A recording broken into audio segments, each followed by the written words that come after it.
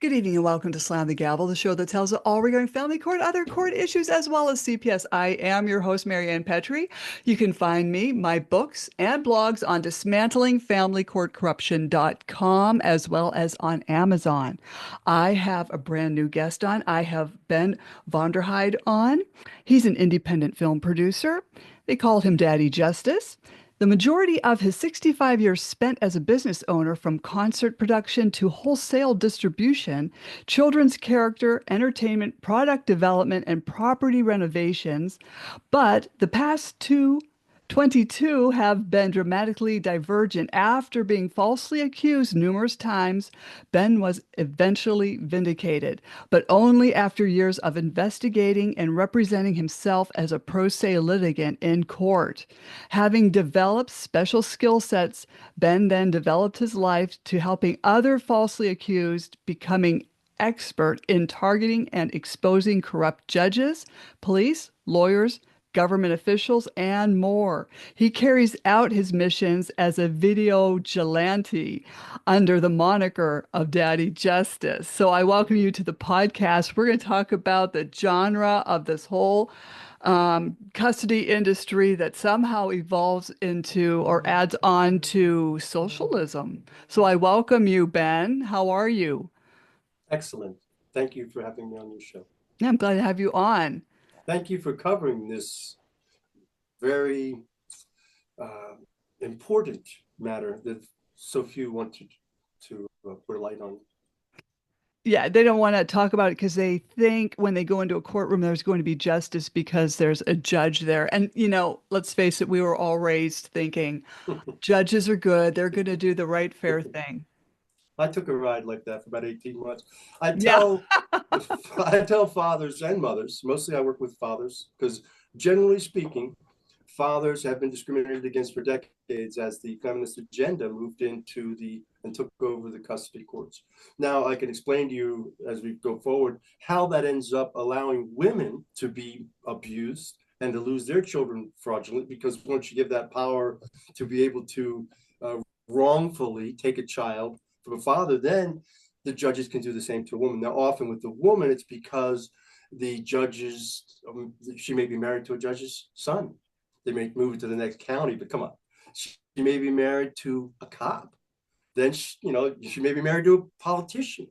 I dealt with one poor schmuck whose wife was the hairdresser of Michelle Obama when she was the when Barack was president. That guy never had a chance in hell Oh, no, to get no. his child because that powerful feminist woman was involved in that case. And we remember when General Petraeus, that's what knocked him out of the box, because he was helping that woman that he was having an affair with in her custody case.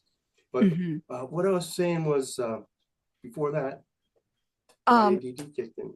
oh, we Oh, were talking about, what I tell fathers and mothers when they get in the system, my work, I'm not taking any more clients. I wrote a book. I didn't bring it in the other room there, but I'm going to write 8 more that are going to reveal what I've learned.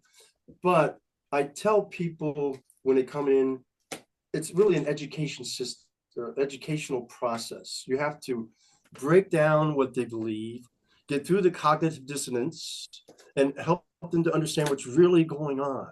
Because you can be in the system for years and not have any idea what's going on, which is where I found myself at about 18 mhm, months. I tell them there's 2 very important things you need to understand about family law. mhm. Number 1, there's no family in family law. Number 2, there's no law in family law. Now you're ready to go. Right. It's all about the money. If you expect that you're going to go in there and evidence is going to matter, No. or justice is going to be anywhere to be found, Mm-mm. or that, because you can spend, and I have done it with my case and others, you can spend a massive amount of time compiling evidence, presenting evidence. Let me put it this way. Here's a good way to explain to people the paradigm. Your listeners, they've probably experienced exactly what I'm going to say here. And when I'm done, you'll understand what a farce it is. When you come into your custody lawyer and you tell him all your case, he says, "Oh, That's a terrible situation. We're going to get you custody. Mhm. This is I can't believe this. Give me all the evidence. Give me all your money. And we're going to go in and you're going to win because of all the stuff you told me. Now they Mhm. know there's going to be other stuff come up. And then as it comes along the way, they're going to say, well, I didn't know about this. Then they'll stand before the judge and they'll jump up and down like a tennis player. This is outrageous, judge. And after the judge rules against you, they'll be out in front of the courthouse. Now, this is maybe a couple of years into it after they told you you were going to win, taking money all the time. Mhm. And you'll be out in front of the courthouse after the judge rules against you. And here's what they'll say. You're sadly, your people are going to have experience. They're going to say, this is the greatest travesty of justice I've ever seen. Travesty of justice I've ever seen. I can't believe, I'm outraged that the judge ruled this way. Now, of course, I've been doing family law for 25 years, and it happens the same way every time. But I'm going to pretend. And then the next thing out of their mouth is, we can do an appeal and we can file a judicial complaint against the judge. When people call me and they say, my lawyer says I should do an appeal, I said, well, excellent. That's it. Or do a judicial complaint. I said, well, excellent. Ask him these two questions because I do know the answer to these two questions. First question, ask him what percentage of complaints lodged with the Judicial Conduct Board get acted upon in the favor of the person who files the complaint. It backfires. 1 out of 100 people can even sustain long enough to complain when they've been abused.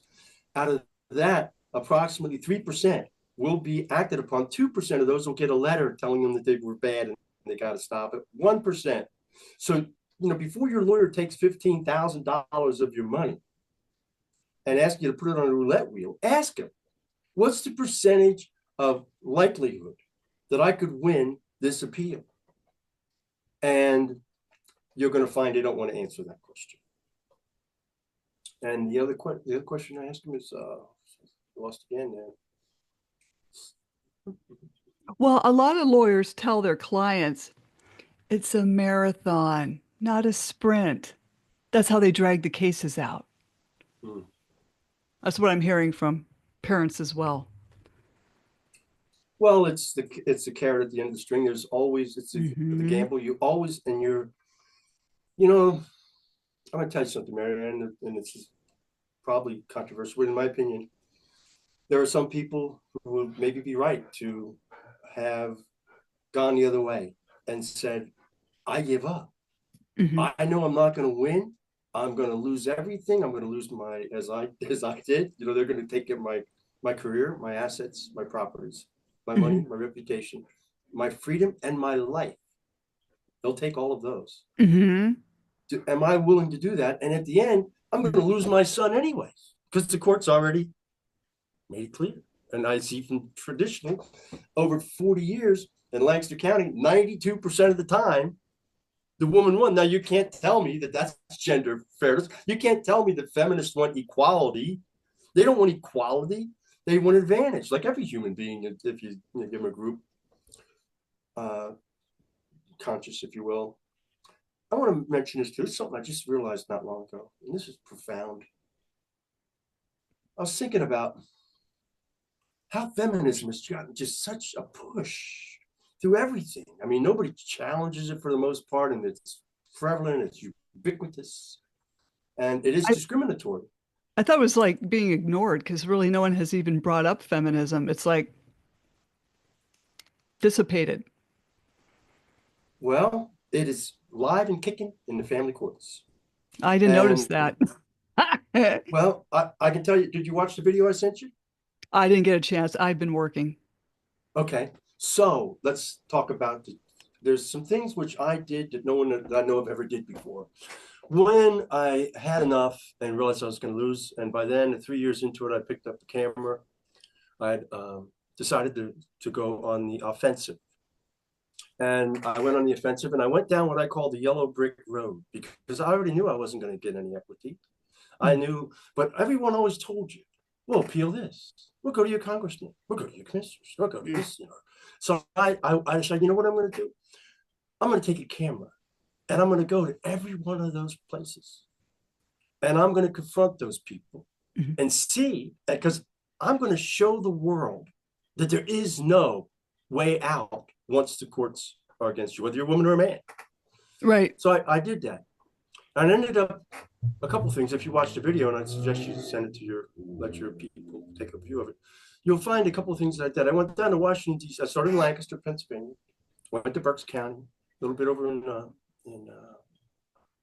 Dauphin County, a little in Lebanon County. Then I went to Harrisburg, to the capital, Hmm. and I confronted our congressman up there, and I testified at a hearing, and we pushed forward a piece of legislation which was modified in sad ways, but is today still the law that exists in Pennsylvania for custody.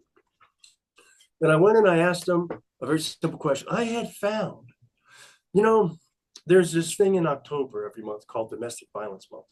You're familiar Hmm. with that, right? They used to be a lot broader before we did some things that kind of diffused it. There would be buckets at all the places. People would be putting money in purple buckets, purple ribbons. And so I went and I looked at these events for Domestic Violence Month. One that was around the United States. Now, let's back it up. This is all headed out of the Department of Justice Office of Violence Against Women. Hmm. That's under the Violence Against Women's Act Joe Biden put into play back in 1992. Mm. So what they do is you participate and they send you out these big silhouettes. And again, you'll see this on the video I sent you. 6-foot red silhouettes. And on them, there will be a representation of a victim of domestic violence. Hmm. It'll say, little Johnny, beaten to death by his father in 1997. Boom. So, and then at the YWCA in Lancaster, they had a set up table, like 16 seats, 16 plates, and each one had a name on it. Little Jimmy, or little Jane, beaten to death by her drunken father after they tried to get help. What I found was incredible. There was never any example of a woman abuser. Never. Every abuser was a man. So what I did was I picked up the camera and I went to some of those events and I pointed the camera at them and I said, hey, 61% of children neglected, murdered, and abused are neglected, murdered, and abused by their mothers. Why have you deleted them? Why don't you care about those children? They had no answers. So I went down to Washington, D.C. And again, you'll see in the video that I sent you, I went through the Congress. They had a domestic violence event. The director, national director was there, the head lawyer from the Office of Violence Against Women, who's no longer on planet, Congressman Conyers, who was was with Martin Luther King, was a Hmm. civil rights congressman forever. I went up to him after he spoke and I said, Congressman, can you explain to me why Domestic Violence Month does not include children who are abused, neglected, or murdered by their mothers? And he looked at me, he looked at the lawyer from domestic violence. Back and says, well, who says they're not?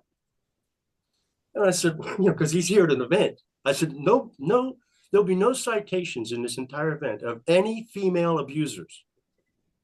They will all be male abusers.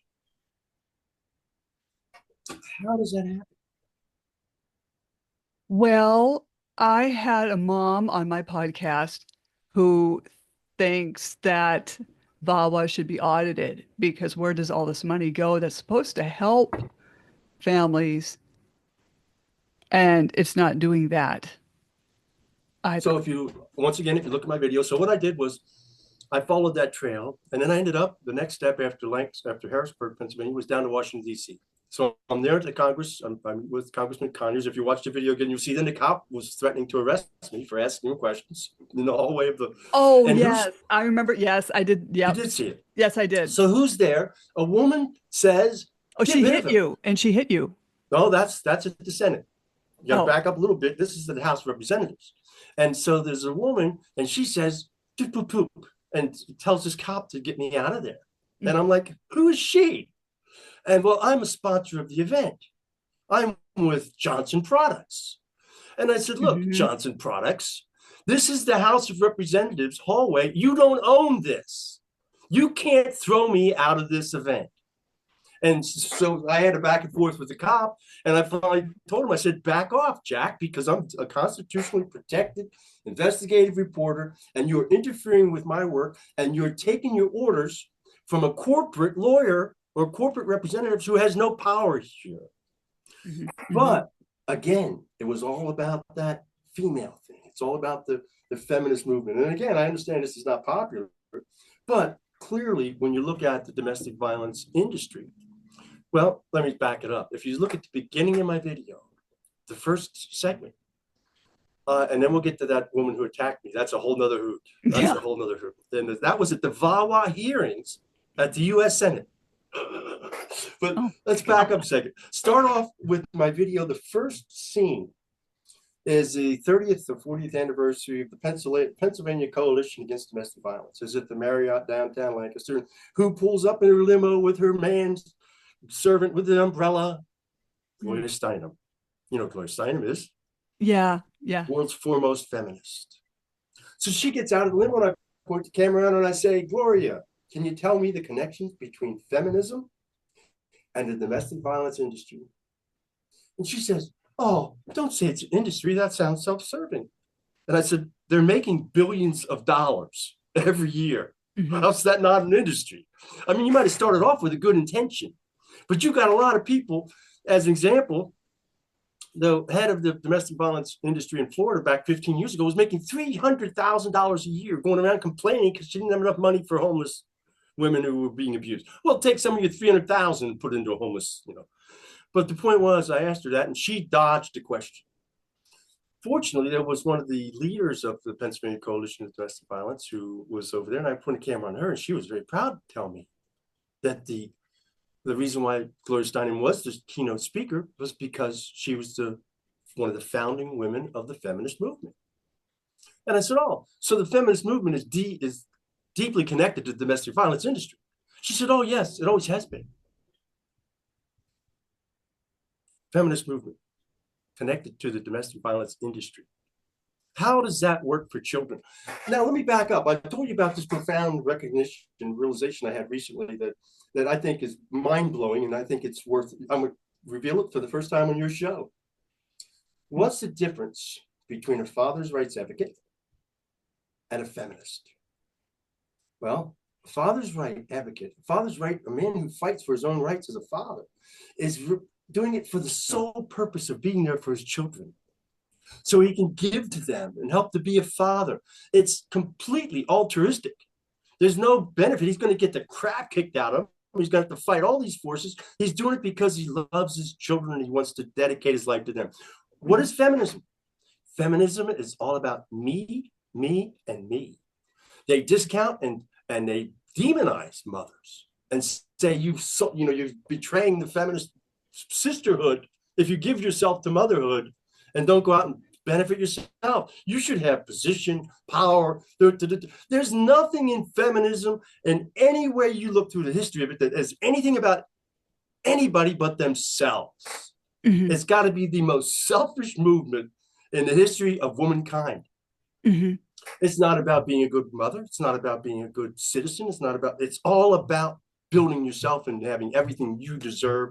And then it's backed up by, more, but I'll leave that alone. So we go down, we're down there at let's go back to the House of Representatives. I go in there and I confront the national director of the Coalition Against Domestic Violence. And I point the camera at her and I say, hey, are you concerned about the false accusations? After I force her, she finally says, 2%. It's somewhere between 2 and 5%. And oh, like, no, it's not. It's 80%. It's actually 90%, but we've got proof that it's 80%. Absolutely. I thought it was 85. Well, I'm not sure where that statistic comes from. It could be. I believe from my personal experience it's 92. But we have irrefutable evidence, as you see in the video, from the Adachi experiment in San Francisco that says 80% at least. And that's proven by trial. If you want, we can talk about that first. But the point was, I asked her, I said, what about that? Well, here's the thing about that that's odd. Now, I'm from the 70s. I was what was called liberal back then. Back then, liberals didn't hate anybody. The whole thing was about everybody has a right to be what they want to be. It was a different liberal mentality. So I was for feminism.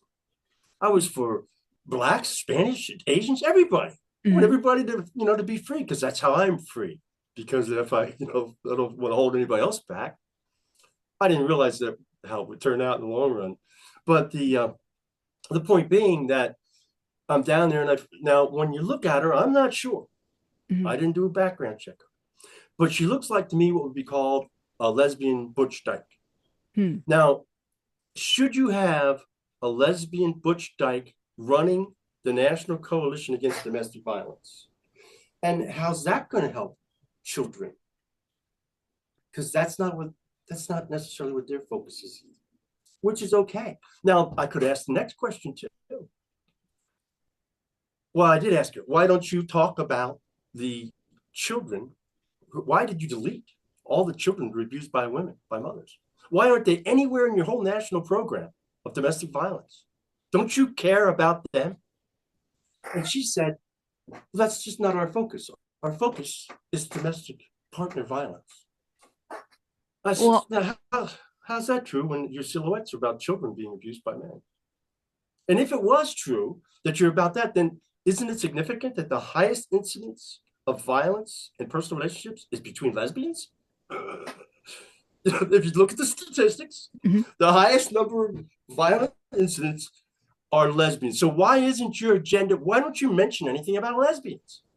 Why don't you focus on helping lesbian victims? You've Mhm. eliminated Mhm. them too. You don't care about them. So these are the things that led me to understand that there's a deep feminist and potentially non-heterosexual um, shadow group that has formed over 30 or 40 years in all the government positions. And we find it in the counseling. We find these kids who go to counseling that are court ordered and they end up wanting to transgender Mhm. out of nowhere because the counselors are goofy, Yeah, I goofy know. people.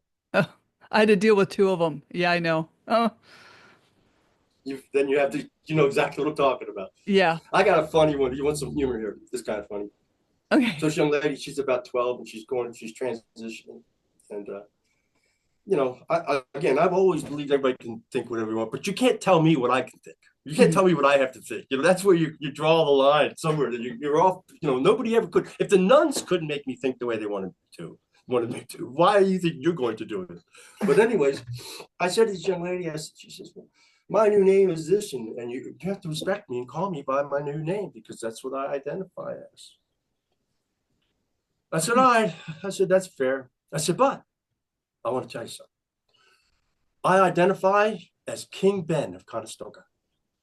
So Mhm. from now on, you will call me Your Highness, Your Excellency. And when I enter into your presence, you will bow before me because I am a king Mhm. and you must honor my world. And Mhm. by the way, everybody knows you got to pay taxes to the king. So give me your money. Mhm. Kind of funny. Yeah. Yeah, it's just gotten to be kind of crazy. It's just been I I But now, I I go just ahead. think the family court it's got to be abolished because it's hurting too many children for well, and parents. This is the first Got to podcast I've go. done in years, and I'm coming back out of the mothballs, if you will, after some years. I've been working in the background. I've never a time when I'm not working in some cases. I just can't get out of them, writing the books, etc. The reason I'm coming out now is because for the first time ever in my life, I've heard people talk about cutting government programs. Mhm. And that's what you'll see again. The video that I put together is from the 22 years of work I've done that points out why, if we're going to cut government programs, let's cut the gender racist programs, such as VAWA. Because who would, the saddest, one of the saddest, there's so many sad parts about it. One of the immensely, profoundly sad parts about it is they're using the real victims of domestic violence. There are 10 to 20% of these women that are in danger Mhm. because they're in with a sick or violent, but they can't be protected because all the money and all the resources are being sucked up by these people who have built it into an industry. They're prostituting the real victims, and they should be slapped across the face. If I was a violent person, I would do it, but I'm not. But somebody ought to give them a quick, like that high karate commercial when I was a kid. Boosh, boosh. Thanks, I needed that. You know, but somebody should wake them up and say, look, you know, you got to knock this off Mhm. because it's not right. And the family courts, absolutely the fastest growing courts in the history of America. Mhm. More money through those courts than any other courts in the history of the world. Absolutely no accountability and no citizenry overview.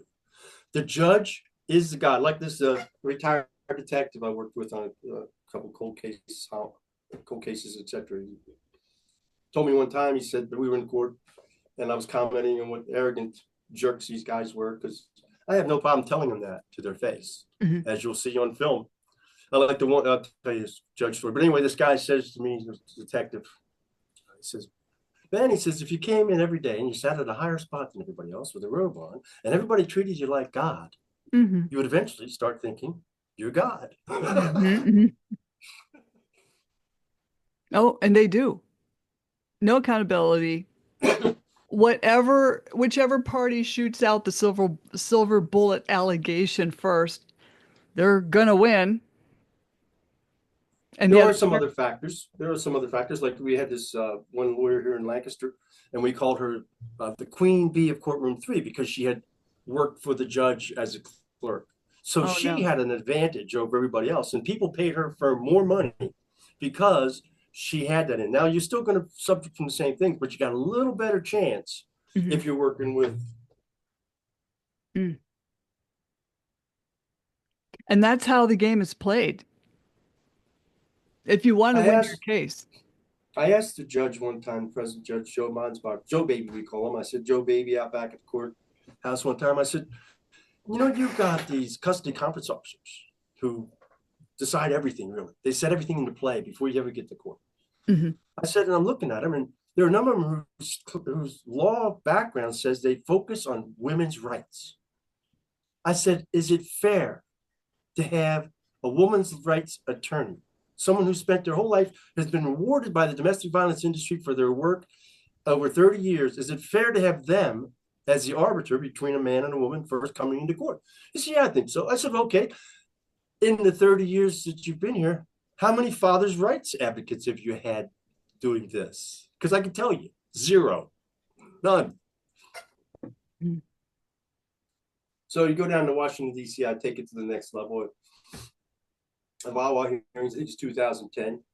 I said, well, I'm going to go down there. And I called the senators first, and I asked them those two questions, two simple questions. I went around the roll.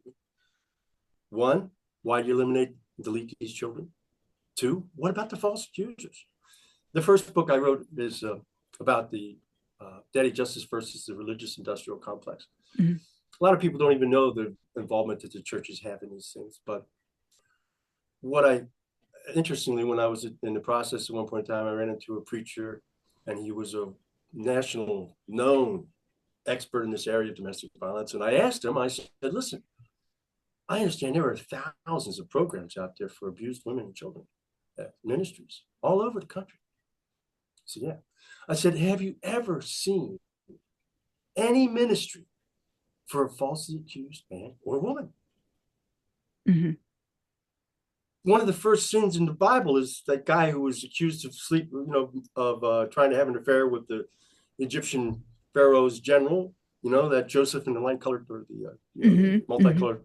It was a Yeah. pretty great, phenomenal story, and it hasn't changed. You know, there are still false accusations. Mhm. And so, where's the ministry when that guy's falsely accused, when he's thrown out of his home, when his children are taken, when his guns are taken, when he's ruined? And like with me, she goes and she gets the PFA, then she takes signed by a judge with all the accusations. There hasn't even been a trial.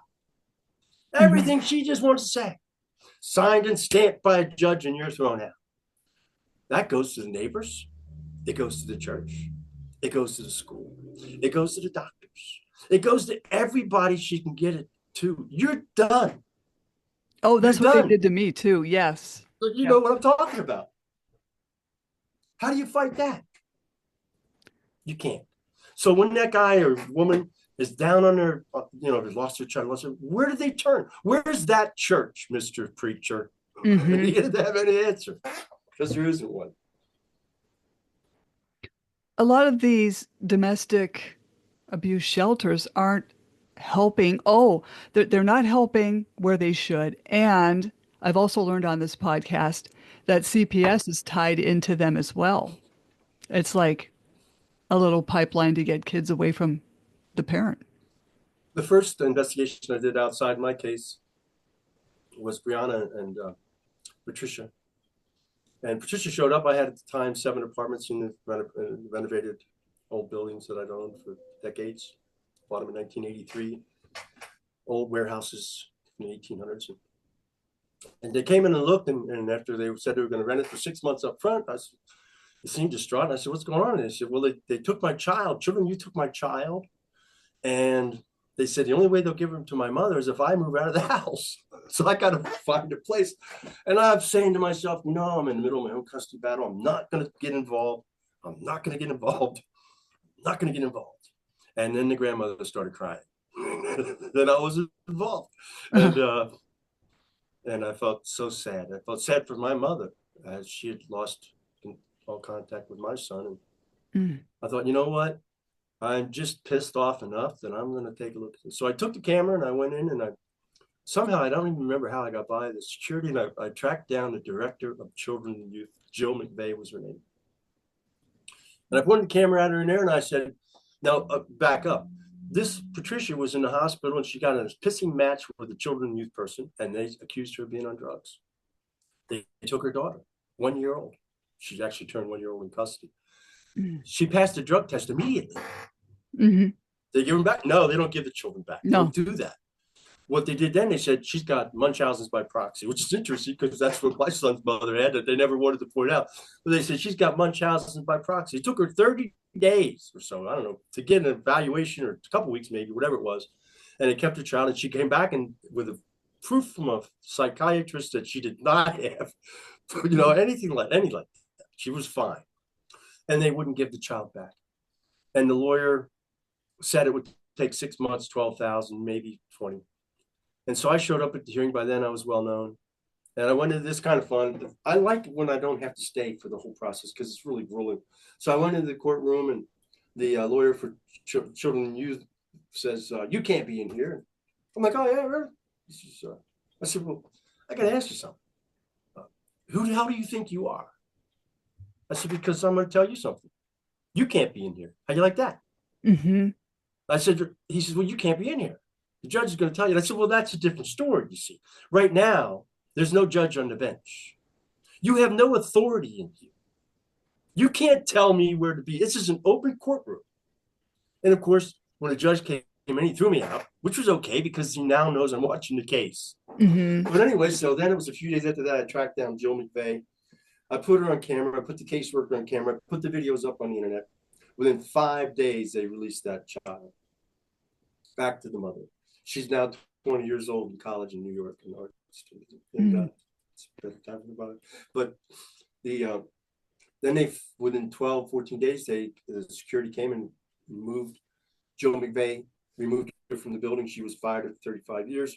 My private detective buddy who worked with me on it, Dave Krill, Archangel Investigations, a real hero, and Ron Harper Jr. worked with me on that case.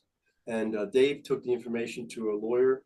They filed a lawsuit. It was the first ever in the state of Pennsylvania where a woman, anyone, won a lawsuit, got a settlement for $130,000 from children and youth for falsely taking her child. They then had senatorial hearings on that case and came out and said that they would do the things they needed to make sure that children were not taken wrongfully. We found out that the state of Pennsylvania takes children 6 times more often than like Chicago. I don't have the stats in front of me anymore, but we just have this horrible system that steals children from good mothers and takes them. And on the other flip side, within not too long after that, they found these 2 foster parents who had 6 children, I think at the time, 3 of them handicapped severely because they get more money per day. And they had left to go out and cash the checks. And they left the kids where they often left them, all 6 of them, in the concrete basement with buckets to crap in. And no food, no water. The police came, arrested them, put them in jail. Great, but this is where they're taking the kids. to Hmm. take the kids from these good mothers and give them to these people because it's a profit center. It's the amount of money per day per child that the Hmm. county gets and that the parents get. Very irritating if you let it get to you. It's better to just put the camera at them. And as I tell a couple of judges, I'll tell you a story about a judge. This one judge found me guilty. Jim Cullen. They called him the candy man because he handed out sentences like they were candy. He was the most intelligent judge on the bench, but an old grump and an asshole. Hmm. Treated people like shit all day long. When I represented myself, we were yelling back and forth at each other. It was pretty brutal. But he found me guilty of a crime because I asked a domestic violence worker in the courthouse a question, and they didn't like that. That was about, she said, it's always better in the courtroom. She said, it's always better if we can delay these. And I said, how's it better to delay a PFA? When the kids, they didn't like that question. So anyway, he found me guilty, la di da. A couple months later, I see him walking down the street and I point the camera at him and I say, hey, Jim, will you tell me what drugs you were on the day you found me guilty? Because one of my covert operators had been able to do an investigation and found that he was on heavy narcotics for medical reasons at the time that he was hearing my case. So I asked him on camera, you know, what drugs were you on? He didn't have an answer to that. And then I asked a good question. I think you agree with this, Marianne. Do the citizens have a right to know what drugs judges are on when they're on the bench? Yes. Yes. Now, a lot of that came from whenever you go represent yourself, they do a colloquy they talk about, and the judge will say, all these, do you understand you're going to represent yourself? You can go to jail. And then one of the questions I'll always ask is, and the last time I was being prosecuted was the Attorney General Josh Shapiro, before he was governor, who was prosecuting me on behalf of the cops when I was investigating the pension. And his prosecutor was over here, and the judge asked me this question. I knew it was coming this time, so I hit a couple others with the same thing. And he says, Mr. Vonderheide, have you done any drugs or drank in the last 24 hours? No, I don't drink for decades. I drank my quota a long time ago. But anyways, beside the point. I said, well, let me ask you, Judge, are you going to ask the prosecuting attorney if he's done any drugs or drink in the last 24 hours? He's like, don't you start with me, Mr. Vonderheide. I said, no, wait a minute. Wait a minute. If you can ask me that question and hold it against me, I know these guys, after he leaves here today, he's going across the street to the Marion Courtyard with his drinking buddies from the DA's office. Hmm. So how about we find out just how many drinks he had maybe over lunch? Right, right. In fact, I did a podcast with Theo Chino called Judging While Under the Influence.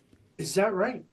Yes, Well, and the thing you're is, really ahead of the times. well, yeah, and the thing is, my judge, which was Robert Sambrook, when I was on the witness stand, he asked me what I was on. Mm-hmm. And I was a registered nurse. I was naive about this family court stuff at the time.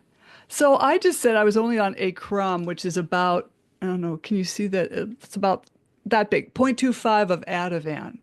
Because when I would get Okay. home from work, I'd have to go to sleep as fast as I can because the ex was going to drop the kids off at the crack of dawn, like at 6:30. Okay, Mm-hmm. so I mean, whatever, I had to be up and at 'em. And so he took that and ran with it that I was mentally ill. It's like, Mm-hmm. no. The thing was, the judge took my sons away on March 2nd, 2015. And then on March 2nd of 2017, I get a phone call from a friend because I'd been praying, God, you deal with this judge. Can't recuse him, can't do anything with him. You deal with him. So she calls me up on March 2nd, 2017, and she said, did you see the news? I said, what news? She said, your judge died. I want to know what he was on because he died of pancreatitis. Mm. A lot of pain. Well, God works in mysterious ways, but I want to know what he was on. Yes. How do you Well, he was find busting out? your chops, right? Which, well, it's only if you do it contemporaneously, some people would say you could look through his trash before the garbage people get it, or you could have inside information from other people who would know. Maybe even some people might think it violates HIPAA, but people don't understand HIPAA either. So, but I wouldn't say much more than that about how you find those kind of things out. Well, I mean, that was back there, back then. And my son was very happy that he died because he wanted me to run another custody hearing. Mm-hmm.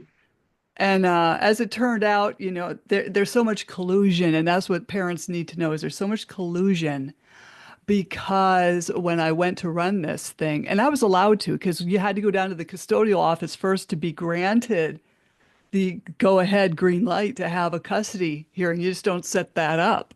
Mm-hmm. So I set everything up Wow. now, right? And Wow. I subpoenaed everybody and their brother and friends that would testify, and even the kids because they wanted to testify. They were like 14, 15, 15, 16, right? And we So you got, lost full custody? oh, yeah, yeah. Wow. Well, because Unbelievable. my ex was married to a woman that worked in the courthouse as a clerk in the probation department. Yes. Yes. So it was all rigged, right? Mm-hmm. And so and we had been 50-50 for 10 years prior. Wow. Okay, so this is what my sons wanted. They wanted to go back to that. So we get in there and they pull this judge out of retirement, Shad Connolly. Okay, he looks like he's 90. I actually looked him up. Mm-hmm. He wasn't that old. I think he was like 70 something. But I swear to you. Anyway, I try to inject humor because this is a very, I hate to say, depressing topic. But he asked me if I had paid the opposing attorney $1,500. It's like, no, never got a bill. And so he got up with the file without due process and he said, I'm just going to continue the case as it is. And he just walked off the bench. And I said, Your Honor, my Mm-hmm. kids are being neglected. And so when I went to pick up my boys that evening, because I had them as a non-custodial every other weekend mom, uh, the boys asked me, Mom, was there a court today? I said, Yeah, we were wondering where you were. Their response was, Well, Dad said it was canceled. Mm-hmm. So dealing with these personality disorders that destroy your children's lives, this has got to stop. Mm. Well, here's the something else I've never heard anybody point out that is the most critical element of this entire uh, subject matter. In America, we have freedoms, and it's key to be in America, is what we always were taught. When you enter into the family court system, you automatically become subject to an entirely different set of laws. And I'll use this as an example. I sort of still do this. Years ago, judges would routinely tell a parent that you may not smoke. I don't smoke cigarettes. They'd say Mhm. you may not smoke cigarettes in the house with your children, or you will lose custody. It could also be soft. Maybe you watch soft porn. Maybe you drink beers on Mhm. weekends. Maybe you have some friends over and have loud music. You know, maybe you're not of the popular religion. Any of those things, all of a sudden, they can take your child away. Mhm. Now, the guy next door to you, he can smoke cigarettes in his house. He can have a six-pack of beer, look at girls' titties all day long, Mhm. and there's nobody going to take his child because he's free in America. So, my point is that, again, I've never heard brought up, I'm mentioning on your show for the first time ever, automatically, they have put you into a caste system at a lower level of freedom that they can take your children away for reasons that they can't take the normal citizen's child away. There is the number one un-American, ridiculous paradigm that you enter into, which I don't know why no one else mentions that. You know, why do we, when we have a child and then we eventually end up in a court, why do we automatically lose all our rights as American citizens? And who said so? When did that happen? How did it happen? More importantly, how do we stop it from happening?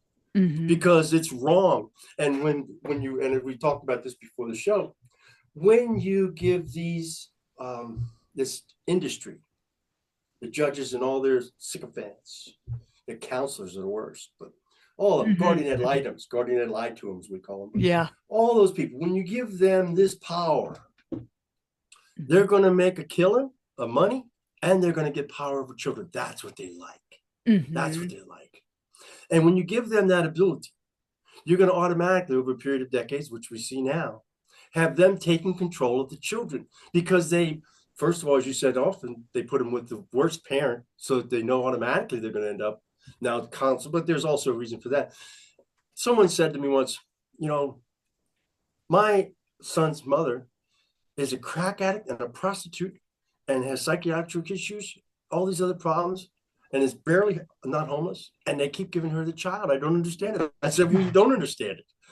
The point is, they've got programs where people are making money. There's a Uh-huh. special program for crack mothers. You know, we got one for homeless mothers. We got ones for whores.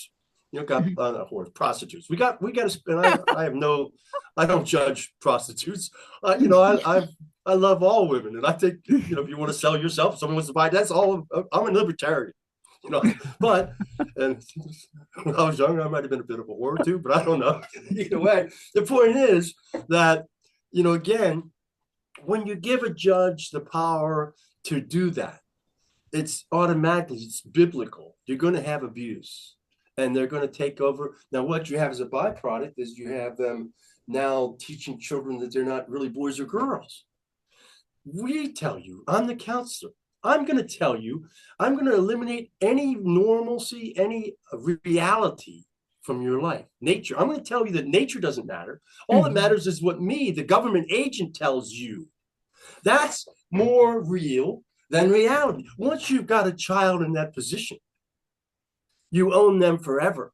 You can direct them politically, you can direct them motivationally, you can direct their mind, the way they think. You poison their mind Hmm. against their parents. We Hmm. see a lot of children poisoned against their parents, more so than ever in history. Our children turning against their parents and hating them and blaming them for everything. That's our socialist enigma that we have to, especially implemented through the custody courts, where they've taken charge. When you come in there, they own your child. You are secondary. And if they decide that you kiss their ass sufficiently, maybe they'll let you have your child. Hmm.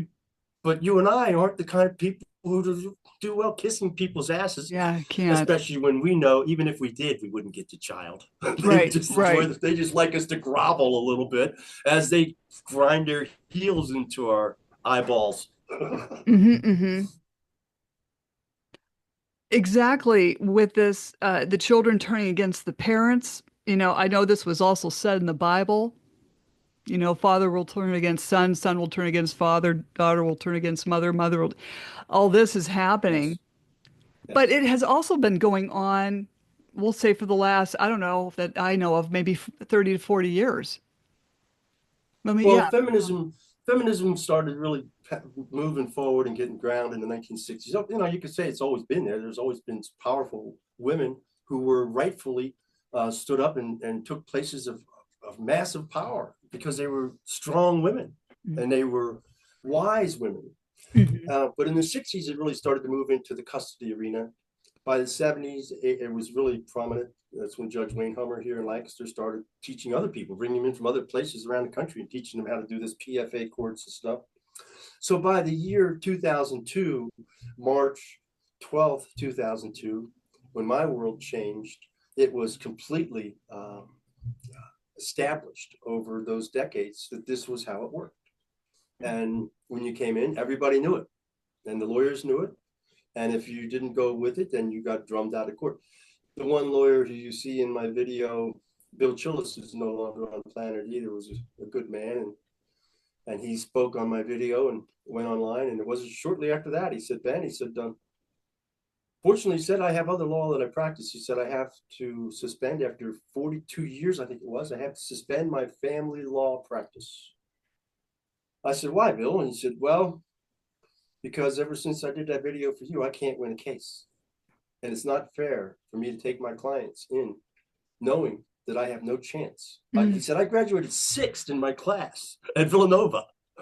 I'm a good lawyer. I'm an excellent lawyer, but I have no chance of winning a case because I stood up for father's rights and went on your video.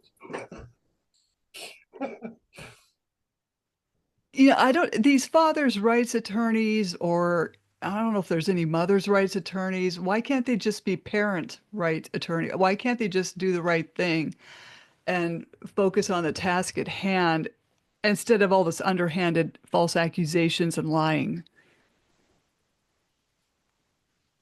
Well, I watched a podcast not long ago with a lawyer who said he started out years ago. He was actually interesting. He's now a father's rights attorney, and he said he started out representing. He wanted to do business law, but he went to all the business meetings and the red, what is it called? You know, the clubs around the big shop business people, and tried to get clients, and nobody wanted to deal with them. They had their existing attorneys, so they said, "Well, what is your partner doing?" He said, "Family law." And he said, almost every one of them said, "Man, you got to help me out with this. Man, I'm stuck in family law, man." So he decided to go that way. Hmm. And he said after a year or two, now this isn't a nature, the world is filled with wonderful mothers. Mm. And wonderful mothers don't do this to their children's fathers. Let's get Right, that established. We're not talking about them. right. And good fathers don't do this to the Good mothers. fathers. Yeah. And the system likes sick people. The Oh, system can yeah. use a sick person to do their bidding and can manipulate them, and they can never get any ground because they're sick. So, anyways, this father's rights attorney said he said after a year or two into it, he said he started doing family law. And he said a year or two into it, he decided one day he wanted to put on a list of the people that he liked to work with and the people he didn't like to work with, because he was really having trouble with some of these people. And he said, line by line, he said, the fathers were the guys that were in there trying to get some time with their kids, some custody, you know, beating the accusations, and the mothers that he was representing. Again, this is that small percent, but once you start to reward these sick people, they're going to be there. The mothers, he said, one after another was trying to hurt the dad, take the kids, take more money, doop, doop, doop, and that's when he decided to be a father's rights attorney. Now, that's not, again, a declaration of all womanhood, but it's a fact that after 40 years of the feminist agenda, 50 years of the feminist agenda taking over and making it so that the woman knows, I started out with some realizations. One realization I had early on was, and I remember saying this in court once, I said, if I played football on a team and we came to the game and the referee said, Ben, every time you call play X, I will make sure you get 5 yards. He said, if you get tackled 10 yards in the background, I'll throw a flag and make sure you get 5 yards anyway. Now, sometimes you'll run and you'll get 30 yards. Sometimes you'll run and get a goal, but you will never get less than 5 yards. I would never run another play with it. So with the mother of my ex, up until I was finally vindicated years into it, every time she made an accusation, and with your ex, every time he made an accusation, he got ground. If you proved that he was a liar, if you had absolute evidence that he was a liar and made it all up, he didn't lose any ground at all, did he? Right. No, wasn't held against him. You're sitting there thinking, well, wait a minute. Like, Mm-hmm. I'll give you an example. My ex is the only, so we weren't married. My son's mother is the only woman in the history of America convicted of perjury in a custody case. That wasn't easy to do. Even after that, when she went to jail, when she got out 28 days later, after trying to put me in jail for 20 years, 28 days later, and I didn't even want her to go to jail. I just wanted her to stop. Mm-hmm. But I wanted to just let people know that you can't do this. If you're going to try to put someone in jail and you lie, you should go to jail, Mm-hmm. period. When she got out that day, they gave her my son back. And, and then we're in court, and her lawyer, who she was sleeping with, he admitted it. That was the time I revealed that in front of the judge. He was throwing stuff. We were in the middle of the argument, and I said, "Look, Judge, look, here's what's going on. Mr. Wallman has already told me he's having sex with his client. But you know that. He's been doing it for 40 years with his clients here." And, and he throws his stuff down, and it throws on the floor. And I said, "Mr. Wallman, get a grip on yourself." But then they shoot us both out of the courtroom. But anyway, he stands there before the judge in the trial after that, and he says, this is a quote. He says, "Just because Mr. Vonderheide was found innocent of the charges doesn't mean he didn't do these things." How do you beat that? Well, that's the same thing. I was indicated with emotional child abuse. by OCY with a very horrible caseworker from hell. Um, and I was exonerated, but 5 days later, they pulled the same stunt. I was Mm, indicated again with emotional child abuse. But in that time, I lost my career as a registered nurse of 23 years. But then I was exonerated of that. But the mm, judge did not go back to 50-50 like he should have after being yeah. exonerated twice. He wanted to continue the false narrative that I was abusive Hmm. and a danger. Aren't we all a danger to our kids? Mm.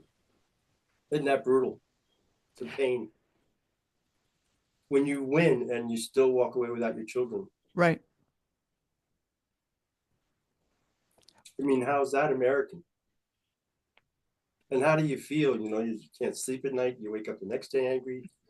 Mhm. You can't go to your family events because everybody's got their kids. The whole world thinks there's something wrong with you. I can tell you the good news. After we had a couple experiences with children and youth, we had some fun with them. There was one case up in, well, one case down in the country, and they were trying to take these grandkids away from the grandparents because they smoked pot, and and so I waited till the caseworker came in the door and went in and sat on the couch. I was lingering, let's say, off in out of view. And I waited till she goes in, she gets in on the couch, and she sits down, and she cracks her little book open. And I come in and I point the camera. And I'm like, well, hello, how you doing today? And she shut her book and got up and started walking out. I said, where are you going? I said, I thought you're here to look out for the best interests of these children. Mhm. That's why I'm here. Let's get about it. And she took off out the door. I chased her out to the car and see her driving away.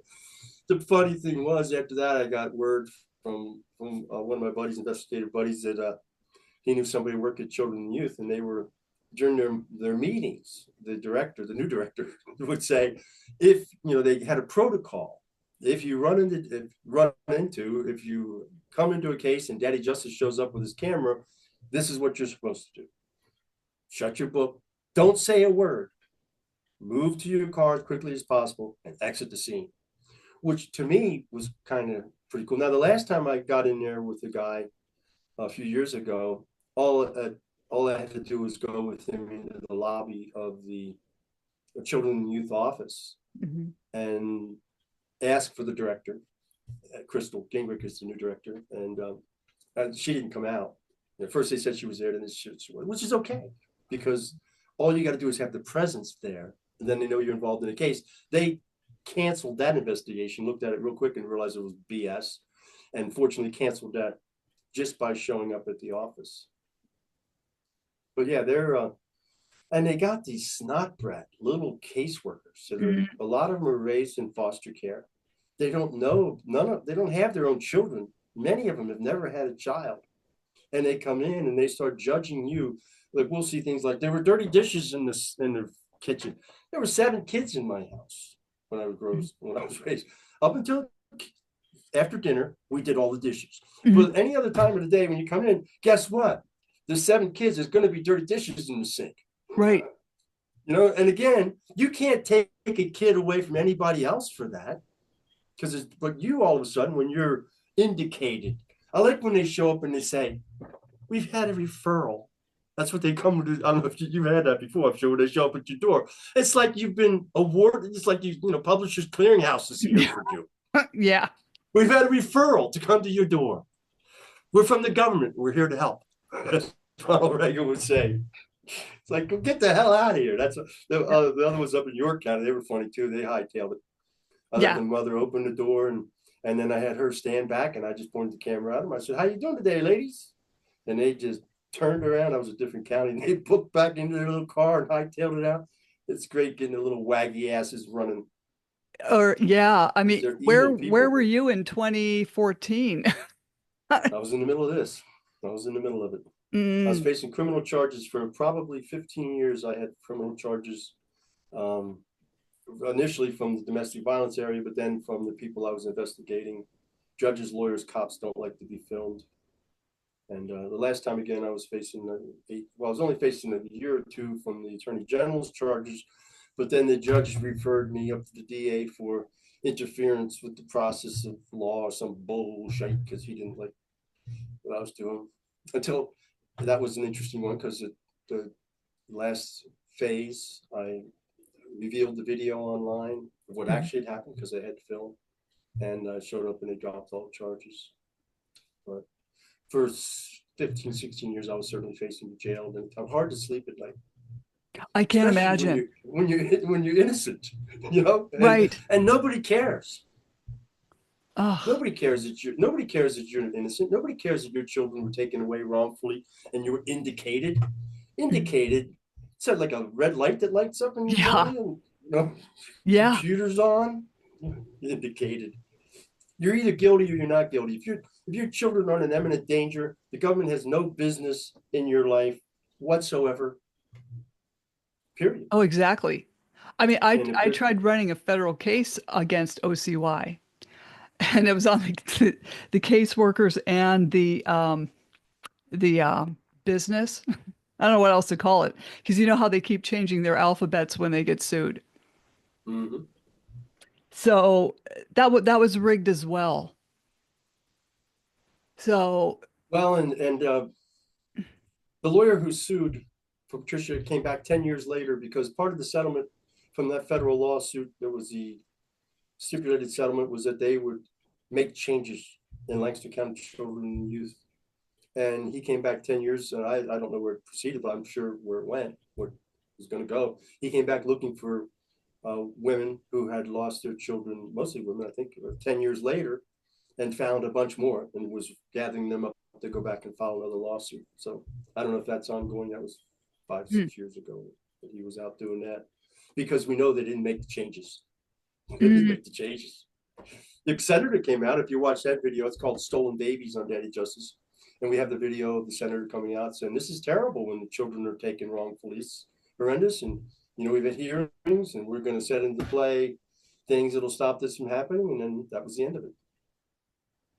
And yeah, then and your it's case came after that. yeah, I mean, that was right. back in 2006 and Hmm. 2007 and 8 that we had sued and won that case, and they were supposed to make changes. So you're talking about 2014, Right, right. And this was and off they didn't make any changes. no, and this was off the cuff of the Penn State scandal. Remember that?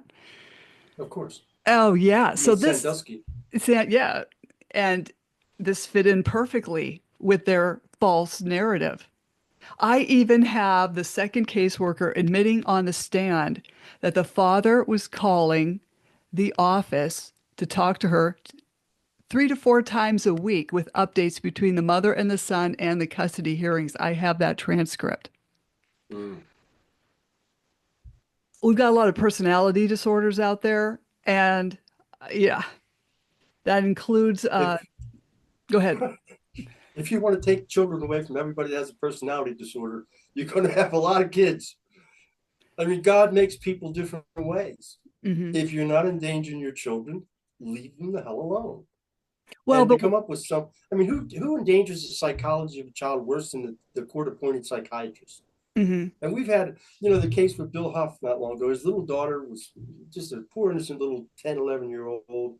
And they court ordered her to, I can't remember the Lynette Rougeau, some name come and go. And she was a flaming lesbian. And so here you've got this 10-year-old girl who's being counseled, court ordered by a flaming lesbian who, interestingly, it's a great case because it came down during COVID. So while we can't take recordings in the courthouse, at that time they were doing Zoom hearings. So we did it at my house with the father. And we let him, I, I gave him some instruction. We let the counselor go on about what a bad father he is. This child should never have any contact with his father, with her father, and the Mhm. boy either, and all this and all these. And then at the end, the father said this. He said, "Well, look, Judge, I wanted you to know I'm a Christian heterosexual man, and I think that fathers are okay. And I have to ask you, Judge, why did you?" And I'm filming this, and the judge knows I'm filming it because I'm watching the case. And he says, "Why would you order my daughter into a lesbian counselor who, at one point in time, took her out into the waiting room and introduced her to her Butch Dyke husband?" with a suit and tie and cropped hair and made this kind of normalized. Mm-hmm. How is that okay? And now, is there any surprise that this lesbian woman thinks that this child shouldn't be around her father? Is that some kind of a surprise to you? God bless lesbians. God bless homosexual people. But they shouldn't be deciding. They shouldn't have a lesbian in between me and my son deciding if I was, I don't think lesbians, as a general rule, strongly respect fathers any more than feminists, as a general rule, because you got to think about this. The stated objective of feminism since 1960s is the, quote, destruction of the patriarchy. The patriarchy is fathers. So there's no surprise that the custody courts, which are feminist run, feminist influence, have eliminated fathers. That's their intention, isn't it? Isn't that what they set about to do? Well, they're also doing the Salem witch hunt and they're eliminating mothers at an equal rate. They're getting rid of everybody. They're If you eliminating have, mothers. go ahead. I agree. Again, once you allow a judge to have that kind of power, there are going to be mothers who fall under that. But Well, yeah, by the statistics are very clear. also, As when I oh, I'm sorry. I'm always, I mean, interrupt. But these female judges are going along with this agenda and they are being told what to do by the higher up or seasoned judges, from what I'm being told. And they have to follow this narrative. Uh, these female judges, the ones I've encountered, are incredibly brutal. yeah, I agree. I would say there's another element that you haven't identified. It's just the system is already set, so they don't need to hear it from the senior judges. It's in place. Mhm, What mhm. happens is there's going to be, like, for example, you have I have videos of him and I can't think of his name. He's a woman, Judge Hummer. Judge Hummer. There's only been two cases that I know of judge recusing himself in Lancaster County. First was Judge Wayne Hummer from my case, and that was pursuant to me getting a 17-foot by 9-foot sign trailer and hauling it across the street from the courthouse entrance that said Hummer hates dads. Mhm. And he shut his court down, and the back one said impeach Hummer. And then we drove that to his church. We drove it to his grandson's football games. He recused himself, saying we were intimidating his family and everything else. Well, Mhm, mhm. I've never done anything to them that they haven't done to me. Let me put it Right. that way. They taught me everything I know about how to do this. But uh, the point is that when you talk about and then the other one was the case with Alvin Escher that we worked on, and we got an open investigation on that judge, and that he recused himself. Mhm. But the prevailing winds are in place. How they do this business with the counselors, the guardian ad litems, all the lawyers and the judges, and everybody in that whole matrix, that custody matrix is established. And when the judge is on the bench, you think he's doing stuff. He's not. When he leaves, the clerks are the ones who write up all the orders and everything Mhm, else. mhm. They know what he wants to think. See, the judge sets the tone. The counselor knows who the judge wants to derail when a counselor gets the case, because it's obvious. The guardian ad litem knows that the judge wants her or him, usually her, to gather evidence against one of the parents. That's what her job is. And she knows which one it is by reading the transcripts and just being in court. She can tell the judge wants me to help him that way. The counselor knows the judge wants me to help him take this child from the mother. Mhm. Or in your case, the judge made a clear indication, and everybody's following down the trail. So when Judge Hummer retired, and I chased him out of that retirement ceremony with my camera, and his wife hit me. It was great. I asked him, I said, what do you say to all the children you've ruined and taken away from good parents? She Mhm. whacked me. Anyways, Mhm. when he retired, Chuck Graw, that's his name. Chuck he's a like a very feminine man, and on his Facebook he's got all these pictures of buff homosexual men. That's, that's his thing. He Uh, and he voted. He was a big supporter of Jill Stein, who's the most progressive candidate. And again, that's okay, but he's the one who, when Judge Jeffrey Wright came and took over the spot of Hummer, Jeffrey Wright had never been in custody court in his life, and now he's elected a judge, and he's a judge. He's not doing anything. Chuck Graw, who's been there for the last couple judges, and the other clerks, they're the ones who tell that judge how this works. mhm. And they do it all. And he just sits up there and pretends for at least the first couple of years, and then he's moved into it. But even so, he's going to the golf course. He's Uh, going to events where they're going to honor him. He's not going to do this hard work. mm-mm. He just sets the tone. He plays the game, he brings out the evidence he wants, and he unleashes his team upon the poor, unsuspecting parents and children. Mhm. Well, these female judges, going back to these very strange behaviors of these female judges that are accepting and being told by these seasoned judges. These female judges can't think for themselves. They're just being told what to do. I couldn't do that as a judge. Our friend Holly up there in Berks County, she thinks she introduced us. Shout out to Holly.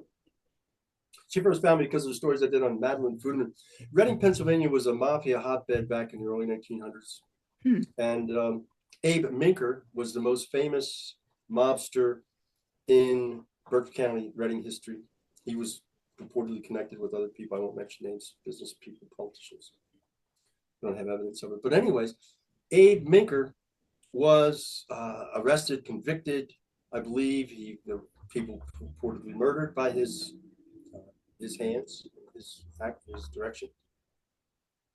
And so fast forward to about, I don't know, 2010, 11, I don't remember, whatever it was, 14.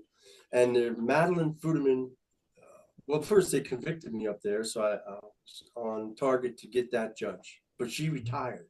Mm. So can't get her. Now I sued him in federal court. You'll see a federal court lawsuit against her, the DA, the sheriff, the probation department, and all that. I filed in federal court and took it to trial down in Philadelphia and lost, of course, but ended up getting my probation thrown out, which was what I needed anyways. Anyways, Madeline Fruitman was now running for judge, and it's 1915. And I do some research and I look up and I find it something nobody seems to have wanted to mention. Madeline Fruitman happens to be the niece of Abe Minker, the mafia head. So I do some more digging and I go confront her with that on camera. She didn't like that much. Her handler tells her to shut up.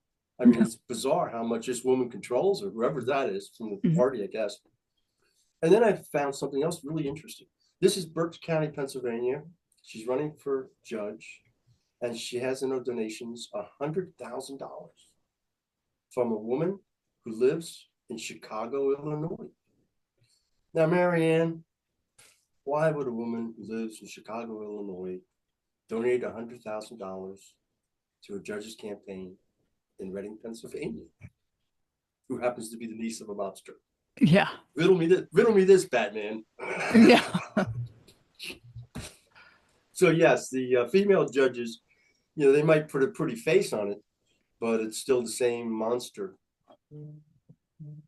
It is. It's really a shame. I'd like to respect the judiciary, but I can't because they're not doing right by children and parents that should be having custody of their kids. Well, it's not judiciary, as you'll see with the 9 books I'm going to write. What I'll outline, the first one is the religious industrial complex, Daddy Justice versus. The second one is, and that's part of the process. Then the judicial industrial complex, which most people have in fact with, the police industrial complex, which contribute to these false accusations and convictions. Then jump into this, I'm sure experienced this, the educational industrial complex. Once they get these orders, the school takes your child and they get power. The medical industrial complex, I know you were a nurse all those years, but trust me, those people jump on board too. Mm-hmm. Everybody wants to satisfy the judge. So again, all these forces, the religious, the judicial, the police, the medical, the educational, all of these are filled with people who are willing to do the biddings of the courts. And that's what you faced and your listeners face. They're not just facing the judicial branch. Let's take it to the end. I don't know how close we're getting to the end, but let's take it to the end. And again, I suggest you hook people up to that video and watch it yourself. You'll find it very interesting. There's never been anybody else who captured this on footage. A lot of people talking about it. That's why I came out, because I have the video that'll support the elimination of funding for VAWA and all this crap. Now that we got people actually looking at doing that, this is a great opportunity to show them why these programs are not helping. They're hurting children, they're Mm-hmm. hurting families, they're giving socialism power over the American people, and why the budget should be cut immediately. And you Mm-hmm. talk, well, let me back up. You talked about auditing. If you watch my video again, you'll see Senator Chuck Grassley, because what I did was I followed to the natural head, which was the violence against women hearings in the United States Senate. And I called him up and I said, I'm coming in to film those hearings. And they said, you can't do that. You're part of the press corps. I said, well, I'm the foremost documentarian in the world following this subject matter. And I'm going to ask these guys, what about the falsely accused? Mm-hmm. And they said, well, if you do that, if you come in, we're going to arrest you. And I said, well, I've been arrested many times before. And if you arrest me on the way into the VAWA hearings, that will be part of my documentary. So they got back to Mm-hmm. me and they said, okay, you can come in and you can film. So as you'll see on the film, you'll see Chuck Grassley, the head of the chairman of that Judiciary Committee, talks about they audited the VAWA program. 20 out of 21 of the recipients failed the audit. They were 1.2 out of 1.9 million they couldn't account for. 1 million out of one, it was like after one after another. But nobody seems to care that money is unaccounted for. So again, a perfect reason why this should be shuttled, because they can't. So let's track it back. I'm at the hearings. The end of the hearings, I mean, I confront Dr. Phil. He's there for these people. And I'm like, Dr. Phil, wow, isn't that impressive? You're not even a doctor. And here you are. What are you doing here? Why are you even here? But anyways, at the Yeah. end, I'm filming in the hallway. And that's when the video you saw, where this large black woman comes at me. I wouldn't guarantee, I wouldn't want to say she's a woman, but she was closer, like looking like a woman. I think she wanted to look like a woman. Mm. So I'll say she's a woman, but I can't be definitive. I don't have evidence. Uh, Anyway, she comes across the hallway and corrects me, bam, and mm-hmm. starts saying, you don't have my permission to use my image. And I'm like, well, you just hit me. Now, I've been doing this for some years. Your natural reaction when someone comes to hit you is to pop them back a shot, or at least push them back and defend yourself. Mm-hmm. But I'm smarter than that. I put the camera like this, and I'm filming me and her while she's cracking me. So the Oh, cops show up. She gets into the elevator. I chase her down. I'm like, that's assault. She said, well, you just invasion of privacy.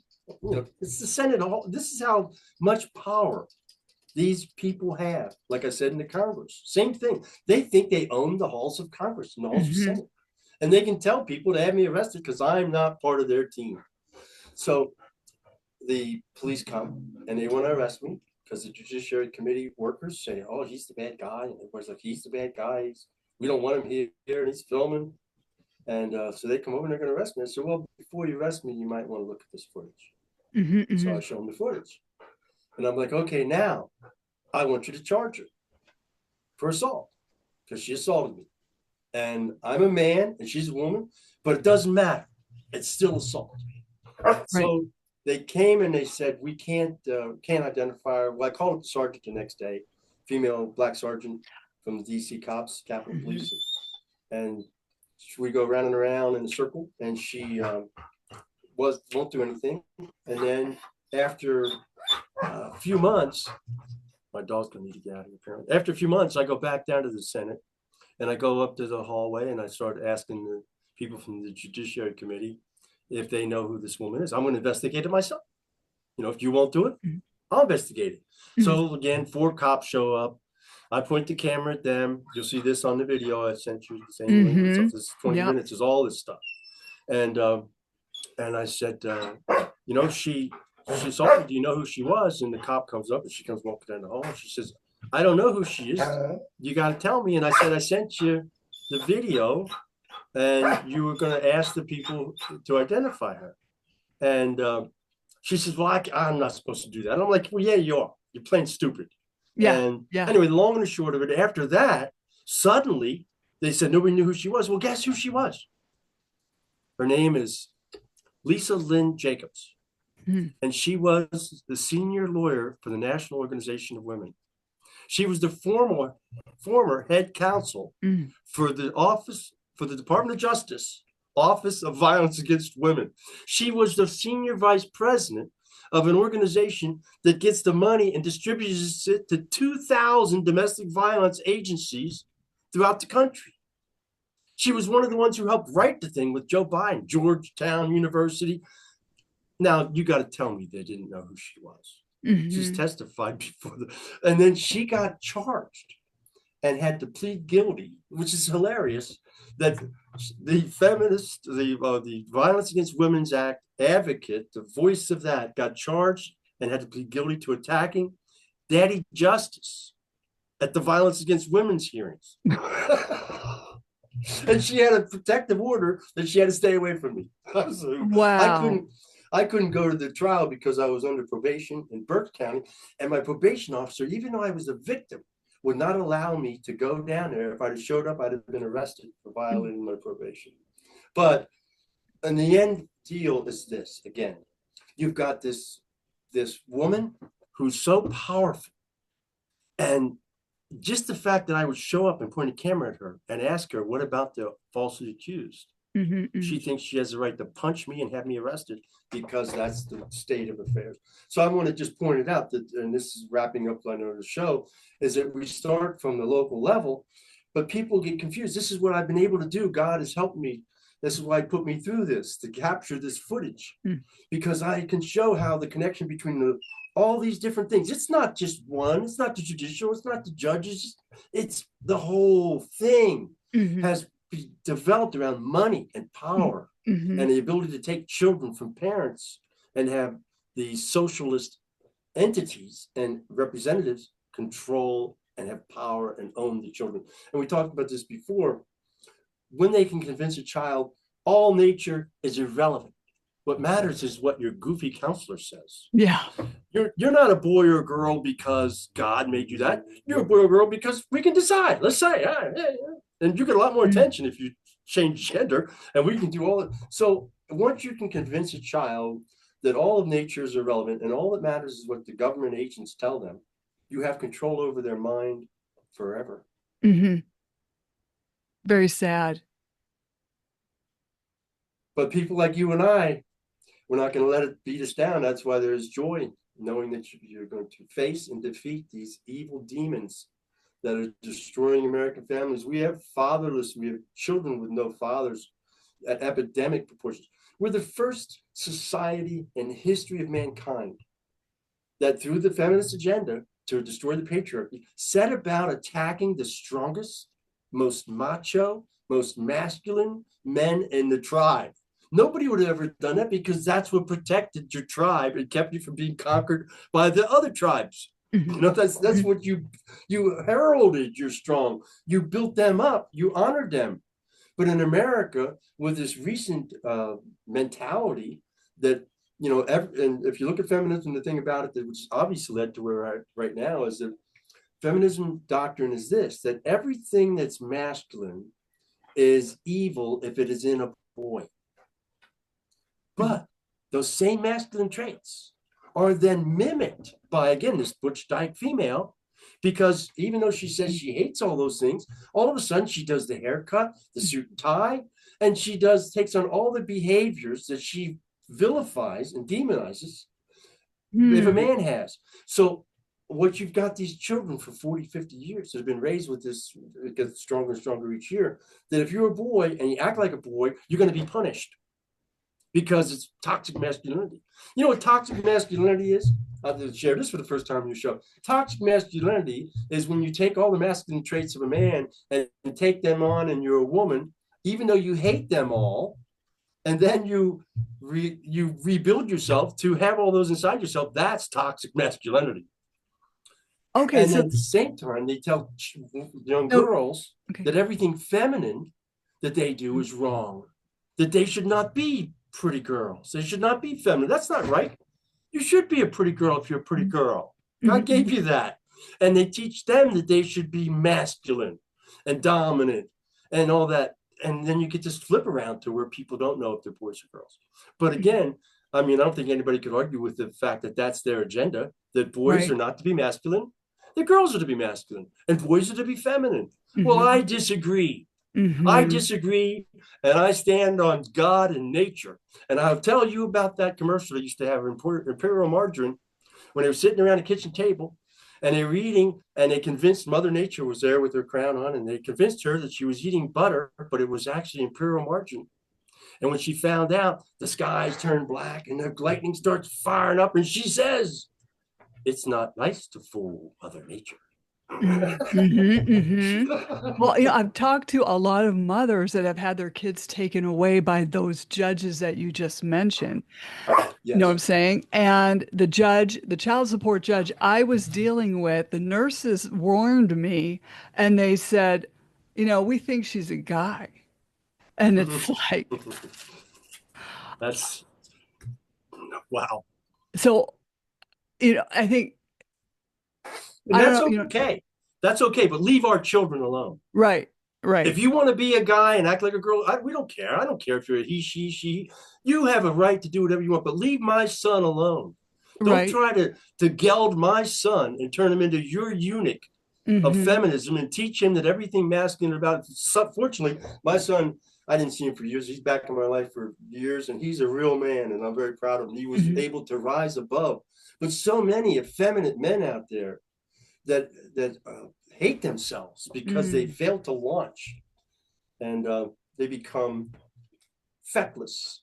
Hmm. When you Hmm. give, if you give um, man-hating feminist children over decades, you're going to get feckless little mama's boys. Well, I mean, I didn't raise my boys to be mama's boys, No, I'm sure not. but when the judge handed them over to the father and the stepmother who couldn't have kids of her own, now we've got kids that can't think for themselves. Mm, We've got kids that just don't respect authority at all. right. And this is at an equal rate that these judges are removing kids from the good fit parents and giving them to the abuser so we can have a nation of degenerates would be a lot easier to control a nation of degenerates who can't think for themselves. I'm going to have to let my doggy out apparently for a second. Can we go on hold? So that's what we're going to have is a nation of degenerates because these kids aren't being raised right. But yeah, the courts make a bad father and mother. I don't think Right. anybody would argue with that point. Right. And I sent you a short video of a guardian ad litem personal experience with in Lancaster. You can show it to your viewers. It's really kind of funny in one regard, which is we always try to find humor in these things, but it's Yeah, also not. Because I when you know. look at her and you see her, I want you to think about this. One time, this woman, Cynthia Garman, well, I got a funny story. One time she was on crutches out in front of the courthouse, and I pointed the camera at her, and she said, "Ben," da, da, da, da, da. And I said, "Why don't you do your job and help this guy see his kid?" And she walked back and she picked up her crutches and started walking. And I put this on the video. It said, "A Benny Hinn moment. She's healed." And she walked back and opened the door and said, "Sheriff, we have a harassment situation out here," because that was what they used for years, try to bust me for harassment. But the interesting thing, when you look at this woman, I just look at her for a second, and I remember when I realized early on that I wouldn't trust my cat with this woman. I don't have a cat. Mhm. You look at her, and I want you to think about this, your viewers, is that one time she told me, she said, Ben, I have 142 children. And I said, Cynthia, nobody's having sex with you. You don't have any children. Those are other people's children. Mm-hmm. What's wrong with you? But this woman had been awarded guardianship over Oh, 142 different children. Can you imagine? You can't, but let your average listener imagine that you've got to deal with this to see your child. Look at oh, this. This is what the court put in between you and your child. You've got to kiss her ass, and you're never going to give her what she wants, because what she right. wants, she's got already power over your child. Isn't this another kids for cash scheme? I was up at those hearings. It was very, very sad. Mm-hmm. I have footage from there. And Disturbing. inevitably it is. Inevitably it is cash, money.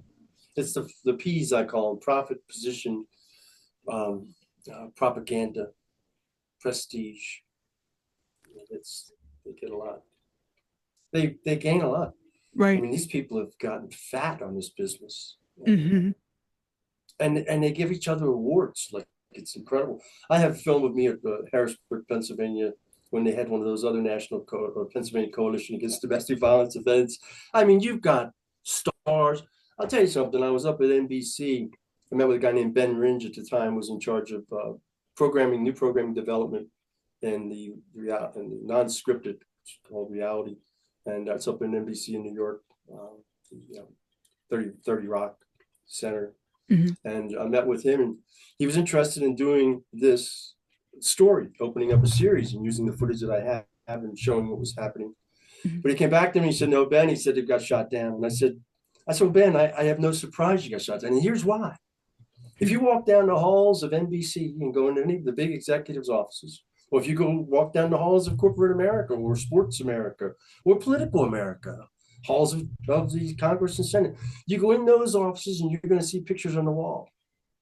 And they're going to be pictures with superstars, actors, actresses, singers, politicians, athletes, and they'll be at domestic violence industry events Mm-hmm. because they're all supporting the domestic violence industry, and they're all getting kudos, and they get to hang with the most important, powerful people, Mm-hmm. and awards banquets, fancy dinners.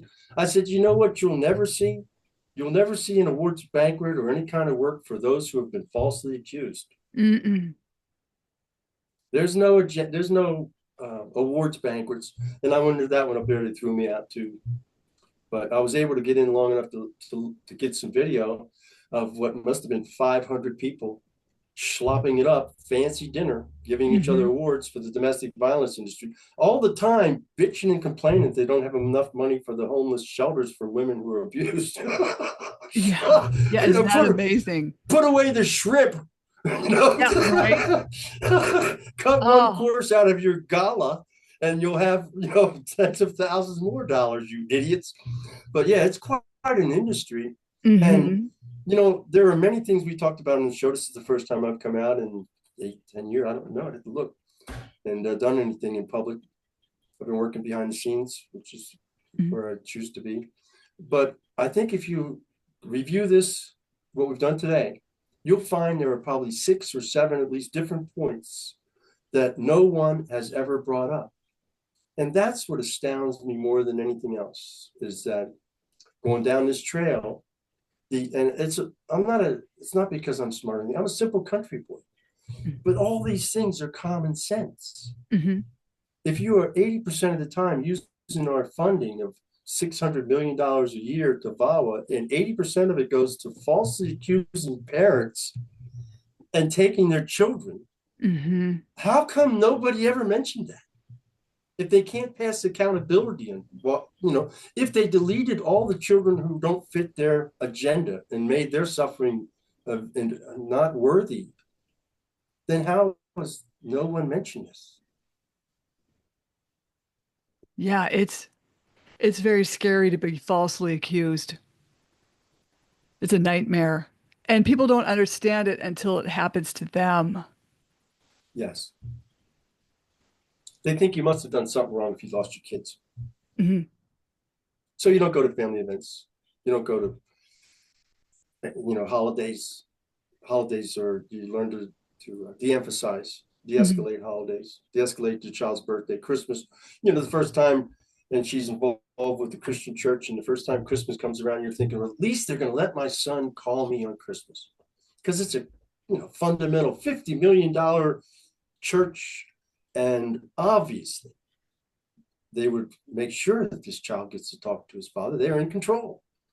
And after that doesn't occur, and when it's his fifth birthday party and your whole family's at the river and she doesn't bring him, and there's nothing you can do, everybody's there except your son. Oh my God.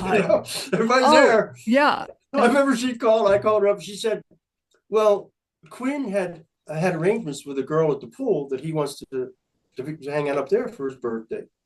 I said, what? She said, yeah, he talked about it a couple weeks ago. I said, Wendy, he's 5. Why don't you tell him that all his relatives are at the river with the speedboat, Oh. and I know he's going to want to come. But it didn't matter. But that's the kind of bizarre. I'm sure you dealt with that with your ex. Anybody that's Hmm. want to take the kids away from a good parent is up to all that kind of skullduggery and.